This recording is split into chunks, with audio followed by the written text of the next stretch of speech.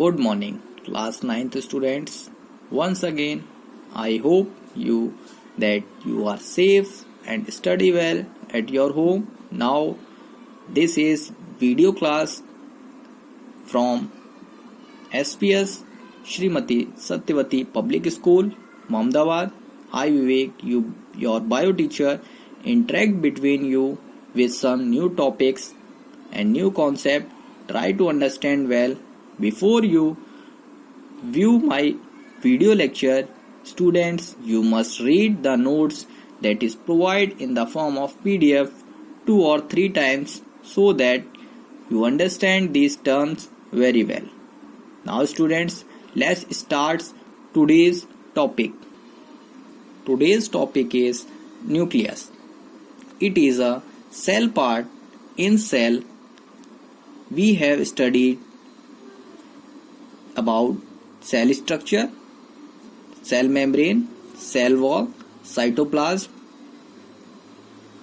and plasma membrane. Now the another very important part, that is nucleus, begins. Students, first of all, we know the structure and location of nucleus with the help of a diagram. Now students, look at the diagram. This is a diagram of a cell. In cell, there are the membrane, outer covering, that is known as cell membrane, the fluid that is present in cell, that is known as cytoplasm, and in central location there was a centered a nucleus present and another cell organelles also present. Now students, we first of all know the location. The nucleus is a large and centrally located spherical cell in a cellular components. Okay student, now we see and understand the only nucleus part. This is a nucleus part. In nucleus, it is bounded with two membrane that is known as nuclear envelope. In nuclear envelope, it contains pores that is known as nuclear pore.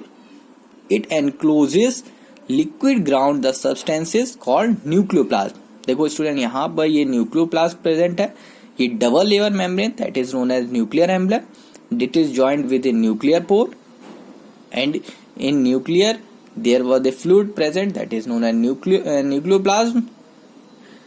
Now comes with another, the nucleopores.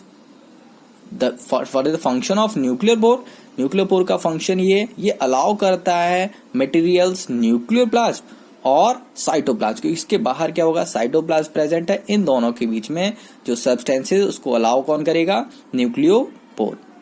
Now there was a without any membrane, their structure that is known as nucleus. It has no any membrane. It is rich in protein and RNA. It is also known as the factory of ribosomes. Then this is thread-like structure that was a bounded, that is known as chromatic material. In chromatic material, there was a genetic substances of DNA and proteins.